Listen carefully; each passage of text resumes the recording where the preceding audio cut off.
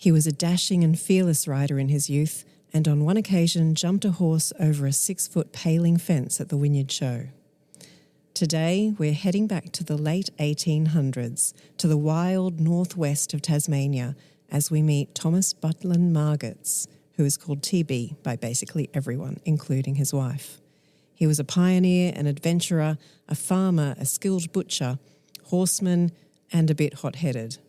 He also slept with a loaded revolver under his pillow and wore a money belt of gold sovereigns under his clothes. All perfect fodder for us here on Ratbags and Roustabouts, the place where we tell those extraordinary stories of ordinary people who never made it to the history books. I'm your host, Marion Langford.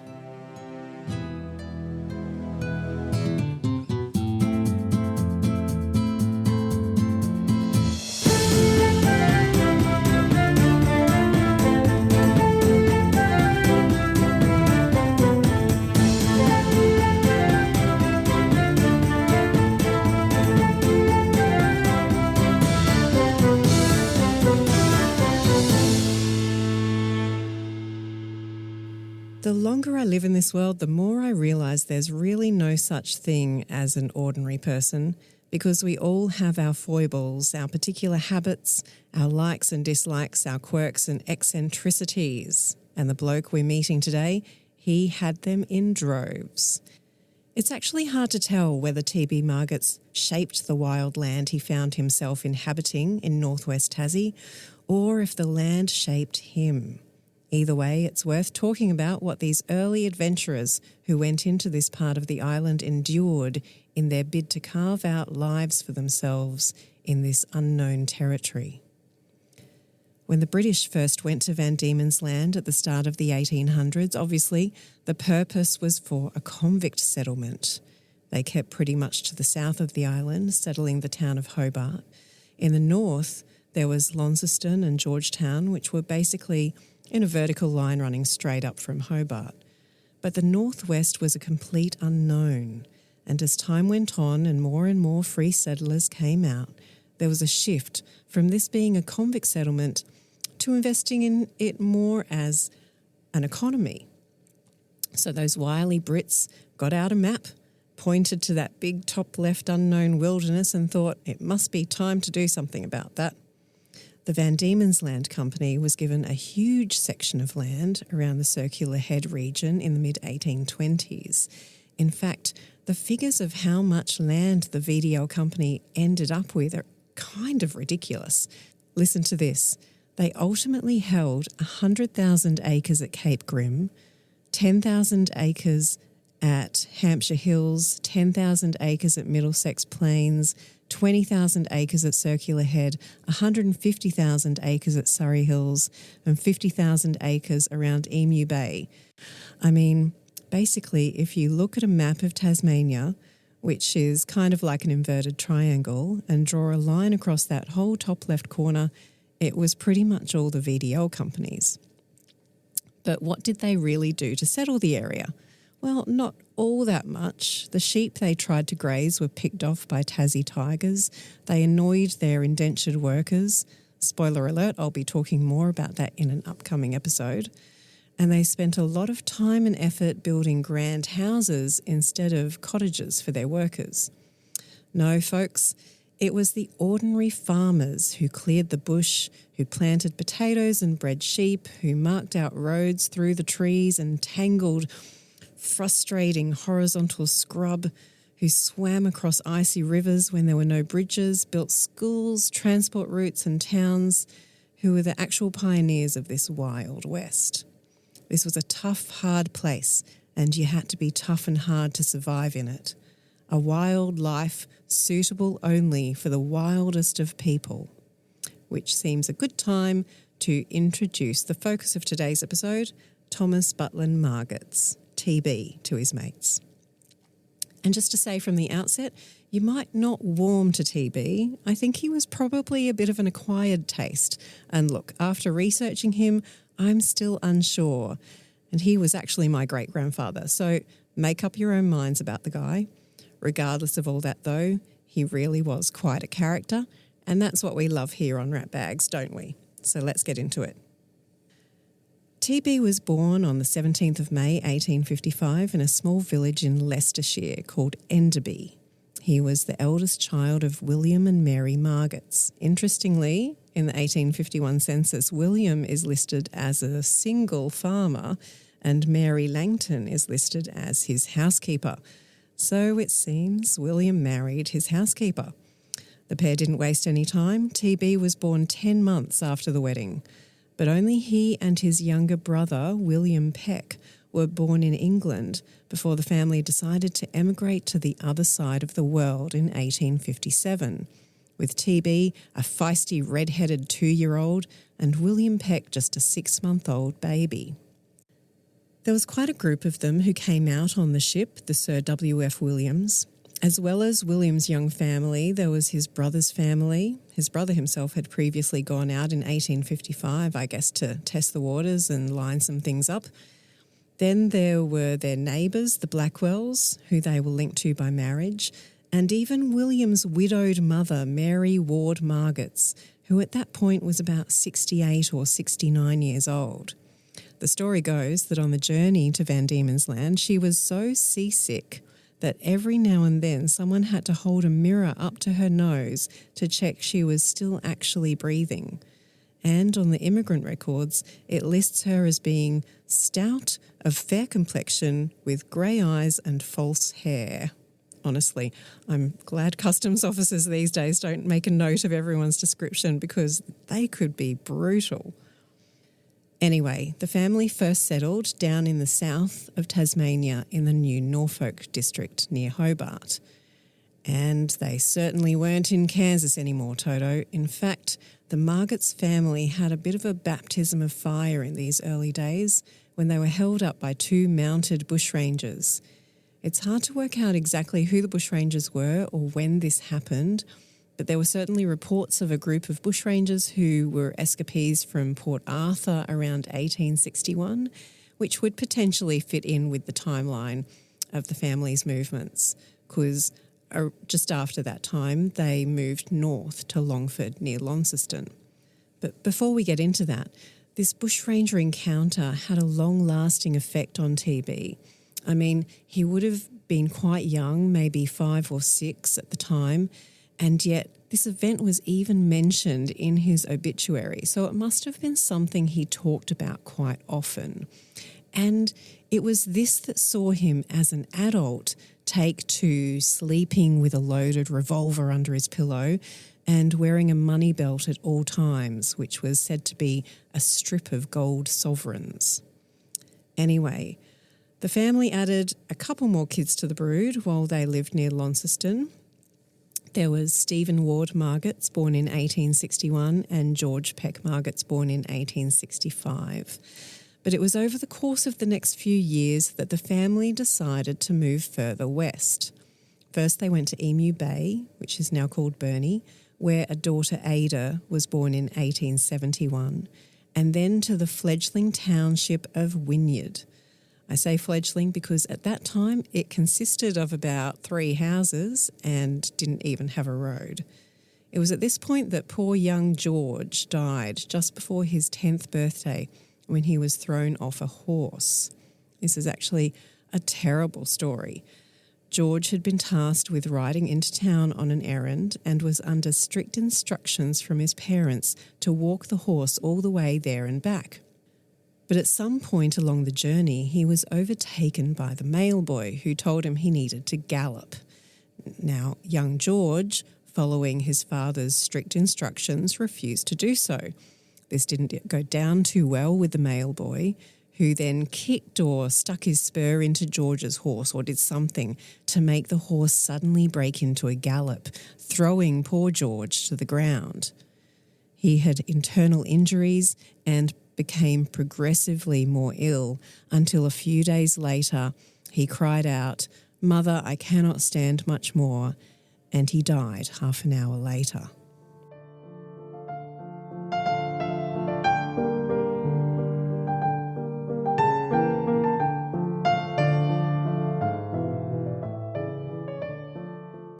Anyway, let's get back to TB.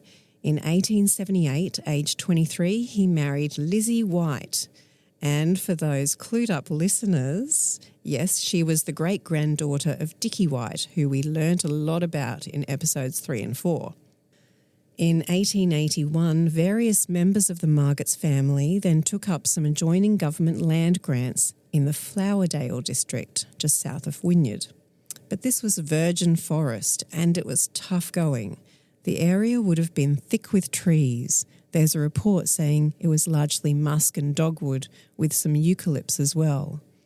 There are pictures from this time of these massive trees that had been chopped down with the men absolutely dwarfed by these huge trunks, and they did all of that manually just with a crosscut saw. They would have had to live in tents, then maybe they would have managed to clear enough trees to build a timber hut. When they first got the land, TB and Lizzie had a 1-year-old son, George Nelson Margetts. However, he died of pneumonia at the age of 2. And I mean, probably it was due to the awful conditions they were dealing with as they tried to clear this land and make it into something that was profitable. This wasn't the only child the pair lost either. They had 6 children in total, but only 3 of them lived into adulthood. You did not get through this kind of life without a bit of fire in your belly, and TB certainly had that. The Margettses, well, they were a pretty litigious bunch. In 1883, TB's Uncle John, his brothers William and Stephen, and TB himself all at the same time brought matters to the court suing people left, right and centre for money they claimed they were owed or items they thought that had been taken from them. The following year, TB and his brother William were again in court. This time they were the ones in trouble as they appeared on charges for disturbing the peace. It was all over yet another court case they'd brought over a property dispute. But after court was let out, they had apparently hooted the principal witness for the prosecution and made use of disgusting language. The write-up in the newspaper on this says the witness, Robert King, seems to have come out of the court and got on his horse to go home. But as he was trying to ride away, this bunch of men, and it wasn't just the Margetts men, but a few others as well, surrounded him and began hooting and swearing. The information here, of course, is a bit conflicting. Witnesses said TB apparently had his coat off and was shaking his fist, whereas King said TB took his coat off and was challenging him to a fist fight. William then apparently slapped and kicked King's horse.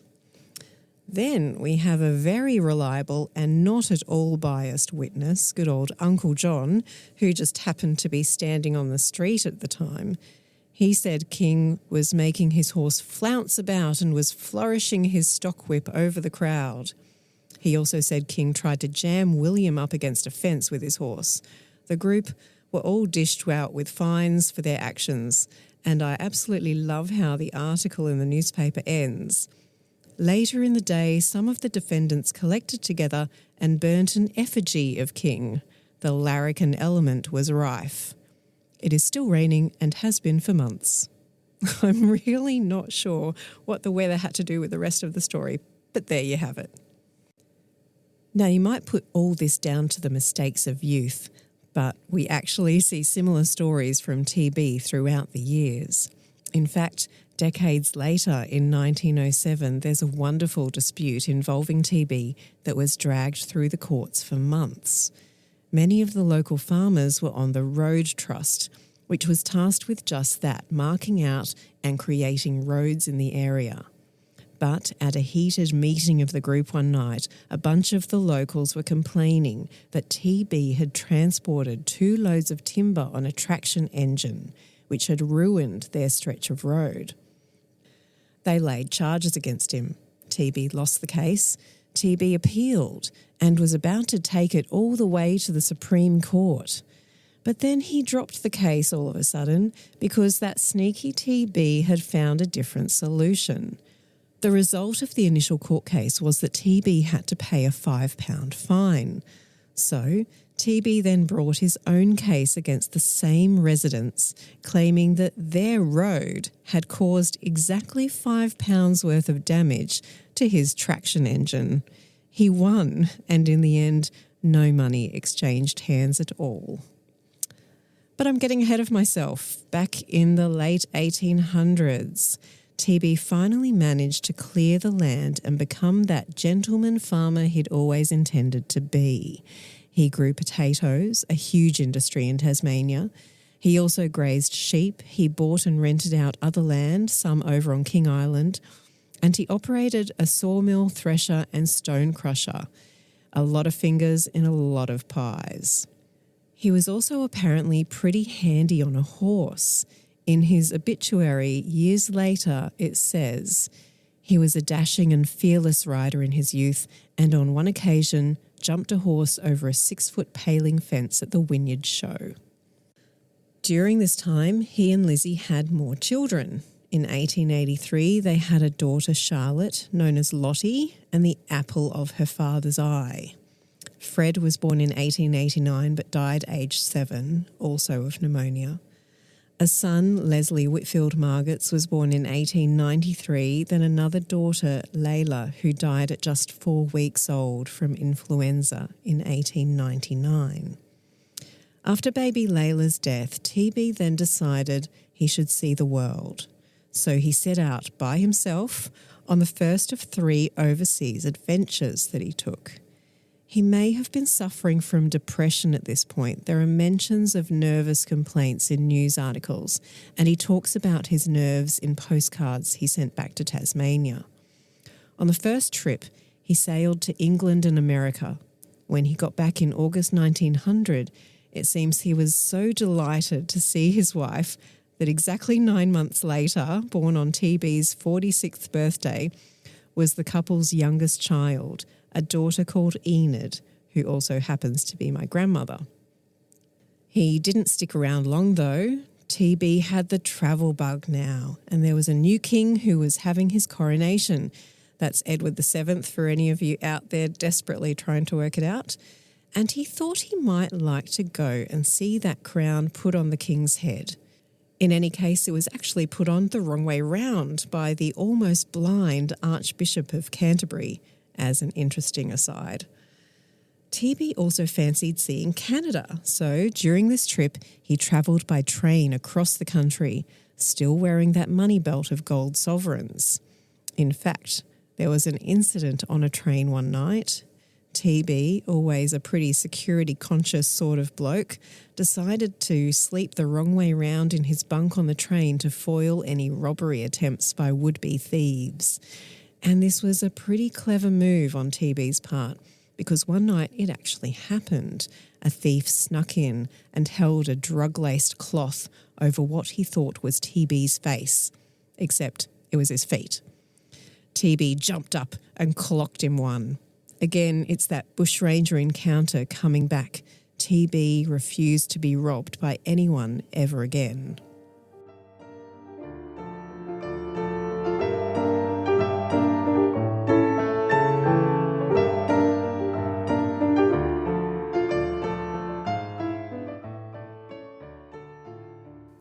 When TB got back to Flowerdale, with poor old Lizzie managing the farm and the kids in his absence, he thought it was about time he had a proper homestead. In 1904, he built the first brick house in the district. It's still there today, on top of the hill overlooking what was his land. He called the house Corula, an Indigenous word meaning fresh water. And it's at Corula that we have my favourite story to do with TB, because he was about to become the father of the bride. To be honest, things didn't get off to the best start, because the day before the wedding, TB went up to young Enid, who was almost 8 years old at that time, and said, "Come on, girl, let's go to Burnie and buy a gun to shoot Arthur." Okay, so Arthur was the fiancé of TB's eldest daughter, Lottie. It was 1909 and Lottie was finally getting married. She was 25 and she wasn't getting any younger, and she'd found a bloke, Arthur Whitehouse, who wanted to marry her. And by hell or high water, Lottie was going to get married. That stubborn streak ran right through the entire Margetts family. But TB was not happy with the match. Arthur wasn't good enough for his darling daughter. It seems he objected to Arthur's occupation working in the abattoir, and he basically thought this fellow was beneath the Margetts family. I mean, TB had travelled the world, he was a businessman, a landowner. He thought he was a class above Arthur Whitehouse. So the natural solution was to shoot Arthur at his own wedding in front of all of his family and friends, of course. I will prefix this story here by saying Arthur did not die, just so you know, in case you were getting worried. Anyway, TB and Enid go off to Burnie and they buy the gun, even though I'm sure TB had plenty of other ones at home. Who knows why he thought he needed a new one? Maybe he was trying to make a big show of his displeasure at Arthur. Maybe he just fancied a new revolver. In any case, the day of the wedding came. It was to take place at the family homestead, with the front room of Corula transformed into a pseudo-chapel for the day. Lottie was in her wedding dress, Arthur in his suit, the Reverend was there, the bridesmaids and flower girls and all the guests in their finery, all except TB. Poor TB was wearing his old grey flannel shirt, refusing to get dressed properly, drunk as a skunk, with tears rolling down his face. He'd been drinking all night, inconsolable at the thought of his precious daughter marrying this fellow who he didn't approve of. On the morning of the wedding, they all tried to get him to put his suit on, but to no avail. And then he gets the gun out and begins waving it around, saying he's going to shoot Arthur. He's not good enough. He won't have his daughter marry that man. It falls to his brothers, Stephen and William, to wrestle the gun off him. Finally, they managed to calm TB down enough to get him to walk Lottie down the hallway of the house, which was doubling as the aisle. But he never did put his suit on, and he cried the whole way, and he wouldn't speak. When the Reverend asked who gives this woman away, TB refused to answer. In the run-up to this, TB had actually threatened Lottie that if she married Arthur, he would never speak to her again. And those Margettses are certainly good at holding a grudge. He kept his word. TB apparently never said another word to Lottie. Of course, this is a fairly amusing story passed down through the family, but underneath it, perhaps it shows an indication of TB's continuing mental health issues. Travel seemed to be TB's best recourse for his depression, so off he went again, leaving Lizzie in charge of the farm in his absence. During these trips, though, TB still managed to have a bit of fun with his wife. He would seek out the rudest postcards he could find, pictures of half-naked women and things like that, to send back to Lizzie, just so that she'd be embarrassed when she got her mail. Anyway, during this trip in 1909 and 1910, TB went to France, England and Italy. In Paris, he spent an evening at the Moulin Rouge and he went to the top of the Eiffel Tower. In England, he went to Britain's first official air show, the 1909 Blackpool Aviation Week. When he finally returned to Tasmania, he soon took delivery of the first car the district had ever seen, a Model T Ford he'd ordered from America. In it, he taught his daughter Enid how to drive, just as he'd taught her how to ride horses and butcher an animal and be fearless and headstrong and stubborn as they come.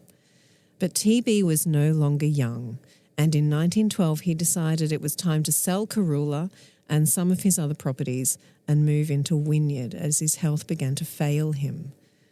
Sometime around 1920, Lizzie's eyesight began to go and she was completely blind by January 1923 when she died after suffering a stroke a few days before Christmas. TB's health, meanwhile, continued to decline.